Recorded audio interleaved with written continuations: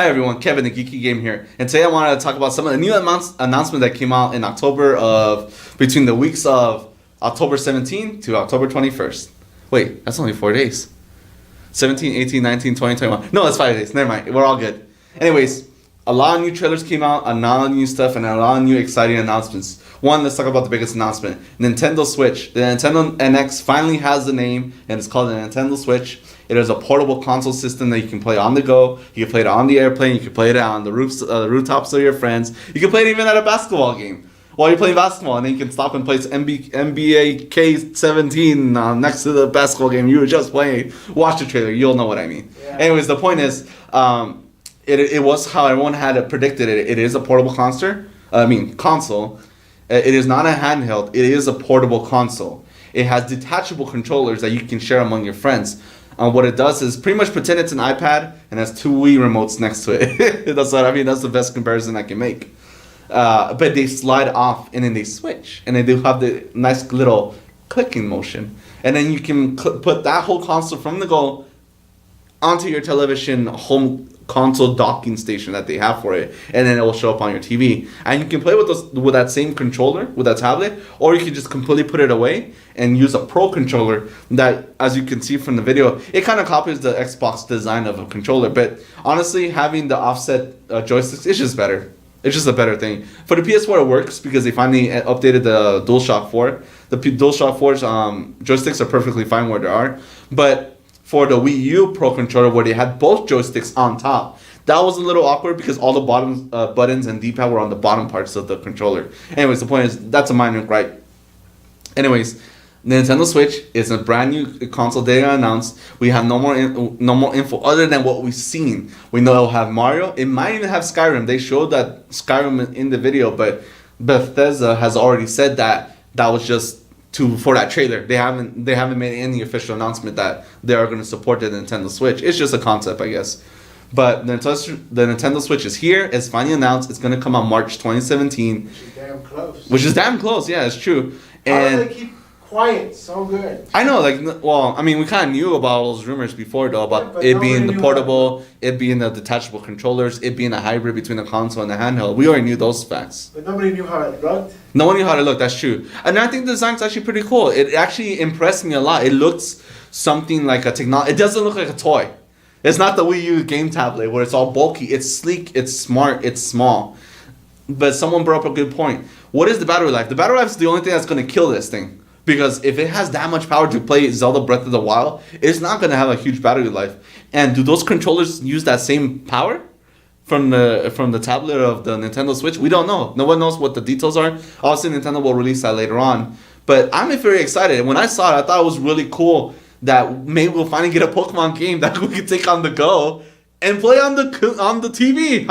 See, take that, Pokemon company. You always said that you wanted to have Pokemon games on the go so their fans could play it. That's why you guys never really wanted to make main Pokemon titles for your TV. Well, guess what? Nintendo forced your fucking hand. That's right. Now we can play Pokemon on our TVs, and there's nothing you can do about it.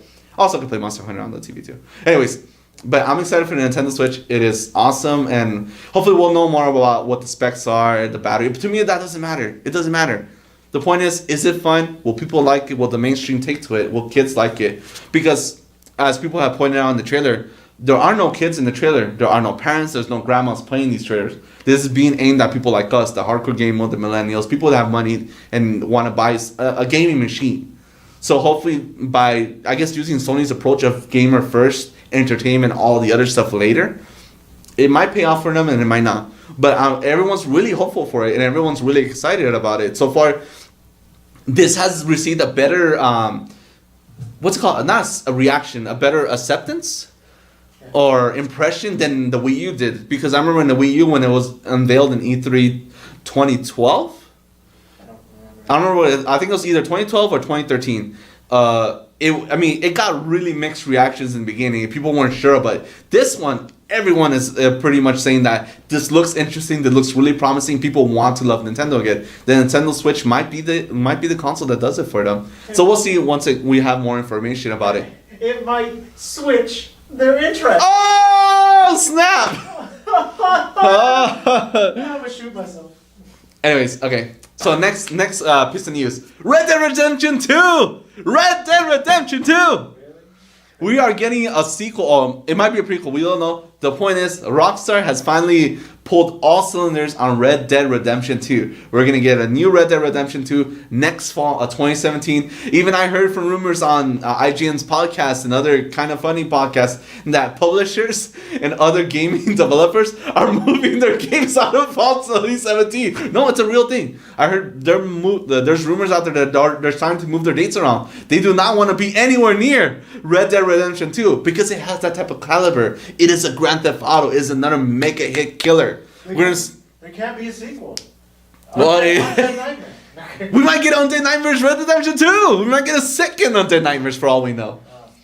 Okay. But anyways, I'm super excited. They showed the first trailer on Thursday. As of this recording, it was November 20th that the trailer came out for Red Dead Redemption 2. It didn't show anything story-wise. It just showed set pieces and how it looks. And it looks amazing. They have some crazy, beautiful-looking backdrops. But then again, this is the people that make GTA. These are people that make the first Red Dead Redemption. They make great-looking games with lots of stuff to do in it. They're the kings of open-world games. They're the kings at that. No one can beat Rockstar Games when it comes to making open-world games. So I'm super excited. Everyone's excited. We'll see more as the year goes by, and we'll see what we can do. Rumors are that you'll play May as a Native American character and Lady Cowboys, which are cowgirls.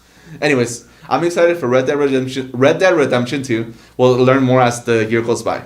And now the last thing I want to talk about is they finally released a trailer for Logan. That is the third Wolverine movie. Forget about Origins. Forget about the Wolverine. We're going with Logan. And this pretty much an adaptation of Old Man Logan, the comic book storyline that I never personally read, but I know of it. I know like the tidbits of what it entitles.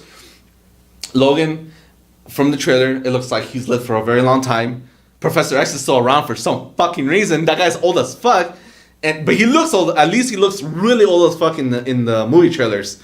Because Patrick Stewart, he never ages. Patrick Stewart never ages. Don't let anyone convince you. I don't care if anyone says that he's 78 or 82. He never ages. He might be a reptile. We don't know. Anyways, the point is, they did make him age in this movie. And guess what? Logan has found a new mutant. And it's a little girl. And this little girl has claws. And who has claws in the Marvel Universe that's like Wolverine and has healing powers? Fucking X-23, people. Come on. X-23 is being introduced into the Marvel Universe.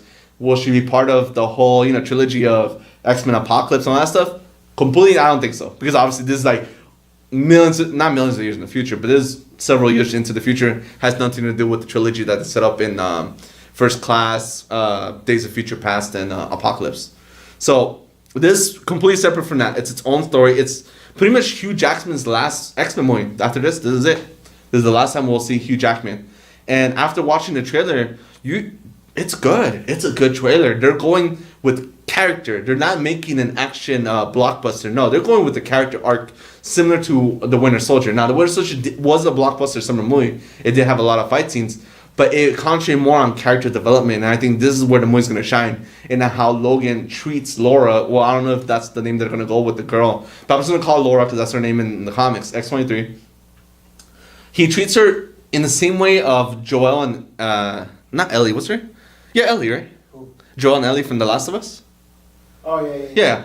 It has a very similar Last of Us vibe. Everyone I know pretty much says that it feels like Last of Us, the movie, but with Wolverine and X-23. So Is there supposed to be a Last of Us movie?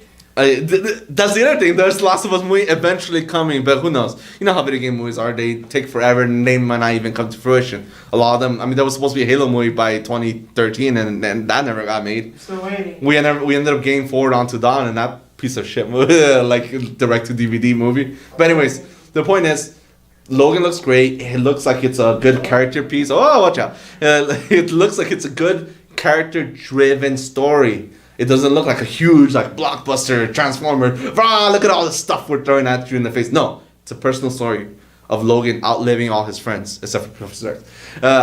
It's a story about him being almost one of the very few last mutants. It's a story about him struggling where to find his place in the world, and he's getting old, he's getting tired, he doesn't want to keep fighting.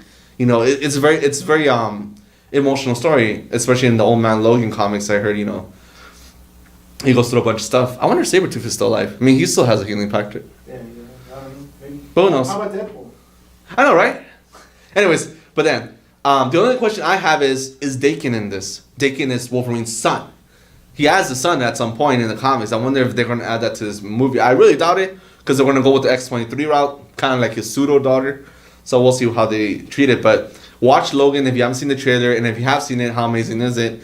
I'm really looking forward to this coming out next year. So we'll see how this develops, and if we see any more cameos or any other X-Men or any other people to bolster the storyline. But hopefully, I hope they don't introduce other characters. I just want it to be Professor X, X-23, Logan, and whatever the opposition is. That'd be great.